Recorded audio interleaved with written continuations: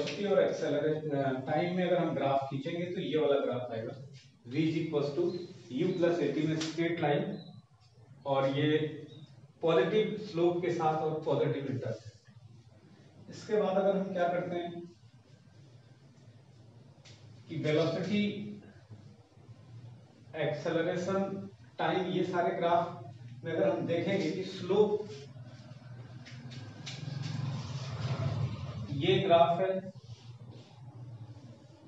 ये positive slope के साथ बीटी ग्राफ जो भी मैंने बनाया है, तो आप ये देख रहे हैं कि ये जो थीटा है ये tan थीटा स्लोप है, और इस स्लोप से आप क्या समझ पा रहे होंगे कि ये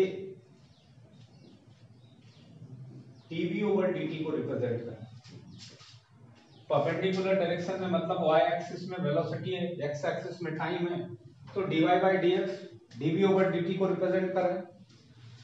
मतलब स्लोप जो होगा ऐसे ग्राफ में, बीटी ग्राफ में स्लोप ऑलवेज इंफॉर्मेशन देगा किसकी, एक्सेलरेशन की। मतलब यहाँ स्लोप जो होगा वो एक्सेलरेशन बताएगा, जो इंटरसेप्ट होगा वो इनिशियल वेलोसिटी बताएगा जी।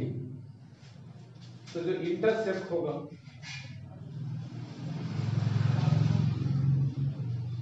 वो u को बताएगा या इनिशियल वेलोसिटी को बताएगा।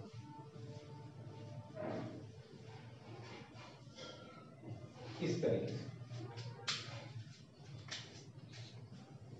तो कई बार एग्जाम में आपसे ग्राफ के माध्यम से स्लोप दे देगा और आपसे एक्सेलरेशन पूछेगा। तो एक्सेलरेशन देखते अगर आपको बीटी ग्राफ बना हुआ है और बीटी ग्राफ का स्लोप कांस्टेंट होने का मतलब एक्सेलरेशन कांस्टेंट है। यदि एक्सेलरेशन कांस्टेंट का ग्राफ बना हुआ है बीटी के साथ तो जाहिर सी बात है ऐसा होना चाहिए, स्ट्रेट लाइन होना चाहिए, तभी तो स्लोप उसका कांस्टेंट होगा।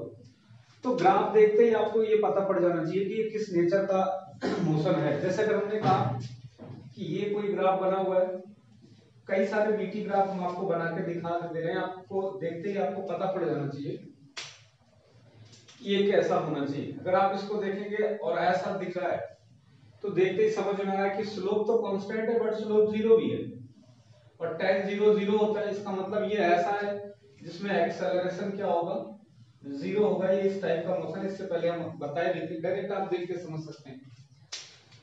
कोई दूसरा पार्ट के लिए वो इस तरीके से कर रहा है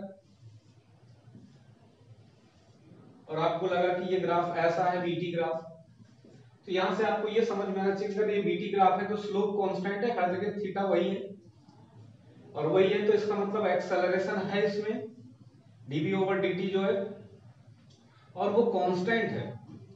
तो dv/dt कांस्टेंट है मतलब एक्सेलरेशन कांस्टेंट है इस तरीके से। लेकिन इसमें दिक्कत ये कि यहां पर इंटरसेप्ट नहीं है, तो इसका मतलब ये हुआ कि स्टार्टिंग फ्रॉम जीरो वेलोसिटी, इसकी जो इनिशियल वेलोसिटी है वो जीरो है, जबकि यहाँ कुछ इनिशियल वेलोसिटी के साथ स्टार्ट ले रहा है। तो ये इनमें कुछ बेसिक डिफरेंसेस हैं। वो ये है कि यहाँ इनिशियल वेलोसिटी जीरो है, तो particle starting from the rest, ऐसा आपसे क्वेश्चन में बोलेगा कि particle starting from rest with constant acceleration, after some time its velocity become v, then what kind of graph इसमें क्या करेगा, मैच करेगा। तो आप क्या करेंगे, v और t इस टाइप का ग्राफ होगा जो स्टार्टिंग फ्रॉम रेस्ट को रिप्रेजेंट करेगा, मतलब इंटरसेप्ट जीरो होगा। और इंटरसेप्ट जीरो है तो पासिंग थ्रू द ऑरिजिन होगी, कुछ इंटरसेप्ट है तो स्टार्टिंग में सम वेलोसिटी होगा, और ये सब कांस्टेंट एक्सेलरेशन के ग्राफ है और ये जीरो एक्सेलरेशन का ग्राफ है, बट वेलोसिटी कांस्टेंट है, वेलोसिटी चेंज नहीं हुई है। और जब हमने st ग्राफ आपको बताया था तो हमने ये कहा था कि st स्ट्रेट लाइन है, तो st स्ट्रेट लाइन है और उसमें स्लोप चेंज नहीं हो रहा है, इसका मतलब वेलोसिटी कांस्टेंट है वहां पर, और वेलोसिटी कांस्टेंट होने का मतलब एक्सेलरेशन जीरो है। तो अगर इसी ग्राफ से आपको देखा जाए कि यहाँ पर क्या है, एक्सेलरेशन जीरो है, एक्सेलरेशन जीरो होने का मतलब वेलोसिटी किसके इक्वल होगी, s/t के, या s किसके इक्वल होगा, vt के, और ये ऐसा होगा तो s और t में जो ग्राफ आएगा वो होगा straight line passing through the origin like this, ऐसे नेचर का ग्राफ होगा।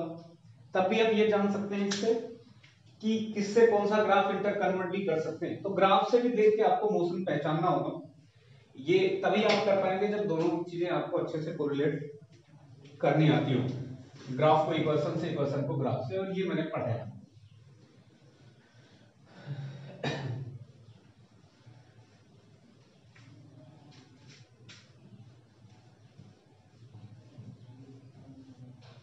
कभी कभी कुछ ग्राफ ऐसे बने होते हैं, क्वेश्चन का फॉर्मेट के फॉर्मेट आप बता देते हैं आपको।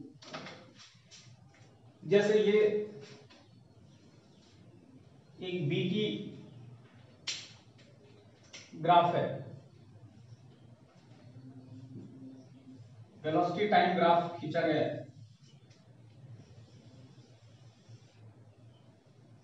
इस तरीके से, और इस बीटी ग्राफ में आपको ये दिखाया गया कि ये कुछ स्टार्टिंग फ्रॉम रेस्ट ऐसे है, इससे आप जान ही जाएंगे क्या है। फिर ये कुछ ऐसा है और आफ्टर सम टाइम ये ऐसा है।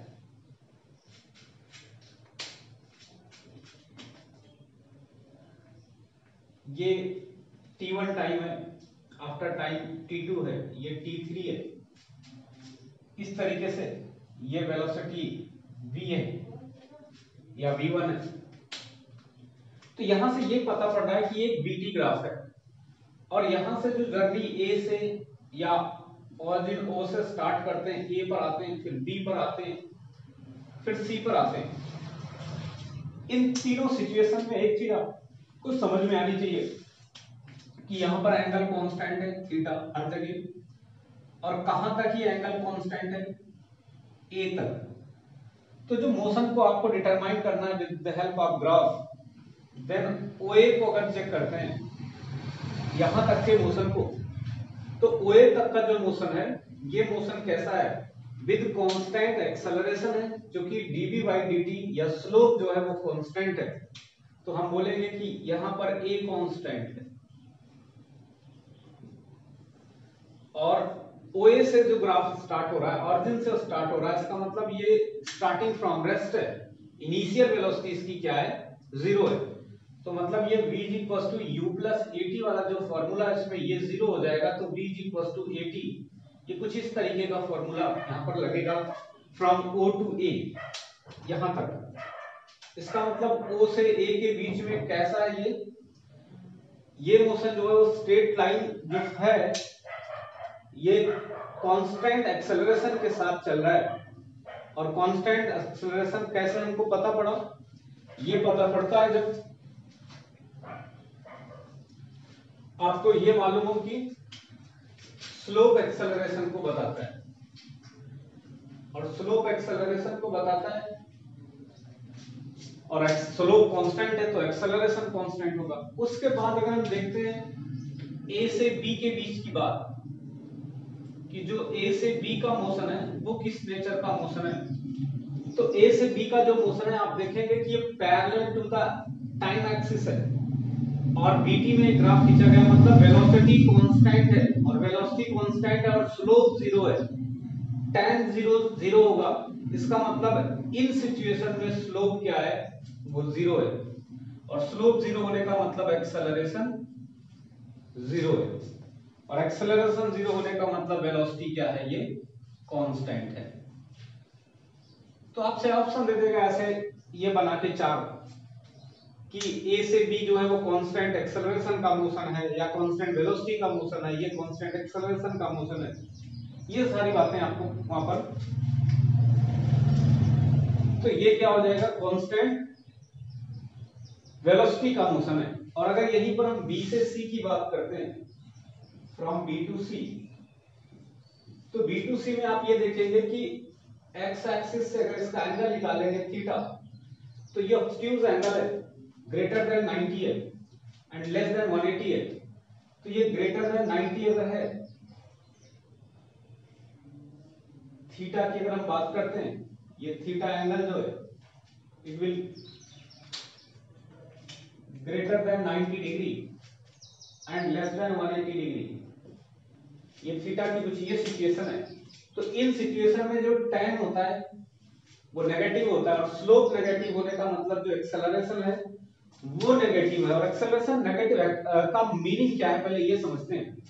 एक्सेलरेशन नेगेटिव का सिर्फ और केवल सिर्फ मीनिंग ये है, एक्सेलरेशन एक वेक्टर क्वांटिटी है, मैग्नीट्यूड तो उसका हमेशा पॉजिटिव होगा।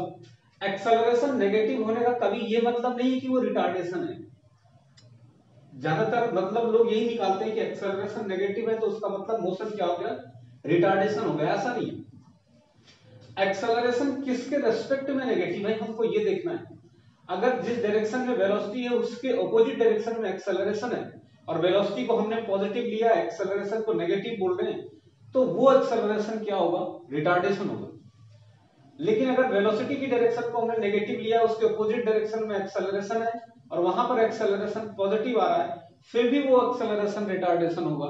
जो कि एक्सेलरेशन मोशन रिटार्डेशन होगा कि एक्सेलरेशन होगा, सॉरी एक्सेलरेटेड मोशन होगा या रिटार्डेड मोशन होगा, ये सिर्फ और केवल सिर्फ एक्सेलरेशन पे डिपेंड नहीं करता है। ये दो बातों पे डिपेंड करती है, वो एक्सेलरेशन और वेलोसिटी की दोनों की डायरेक्शन को एक साथ हम लेते हैं तब पता पड़ता है कि मोशन एक्सेलरेटेड होगा या मोशन रिटार्डेड होगा। तो एक्सेलरेटेड मोशन होगा कि रिटार्डेड मोशन होगा, it not depends only direction of the acceleration और only direction of the velocity, it depends the dot product of both acceleration and velocity. तो अगर उन दोनों का अभी हम करेंगे कि एक्सेलरेशन और वेलोसिटी में किस तरीके के रिलेशन से हमको रिटार्डेड और एक्सेलरेटेड मोशन की बात करते हैं। लेकिन यहाँ हमने देखा कि वेलोसिटी की जो डायरेक्शन है वो पॉजिटिव है और एक पर्टिकुलर उसी डायरेक्शन में एक्सेलरेशन था, तो दोनों को उस एक्सेलरेशन को हमने पॉजिटिव कहा। और यहाँ एक्सेलरेशन की डायरेक्शन मतलब स्लोप नेगेटिव हो गया, तो एक्सेलरेशन की डायरेक्शन चेंज हुई, but direction of velocity again क्या है, अभी वही है। आप देख रहे हैं पॉजिटिव में ही है, तो पॉजिटिव में ही है का मतलब वेलोसिटी की डायरेक्शन पॉजिटिव, एक्सेलरेशन की डायरेक्शन नेगेटिव, तो मोशन कैसा हो जाएगा, रिटार्डेशन। तो एक्सेलरेशन को हम रिटार्डेड मोशन कहते हैं। या यहाँ पर भी जो ए होगा वो कांस्टेंट रिटार्डेशन होगा, यहाँ कांस्टेंट एक्सेलरेशन होगा। ये बातें भी धीरे धीरे आप जानने भी लगेंगे।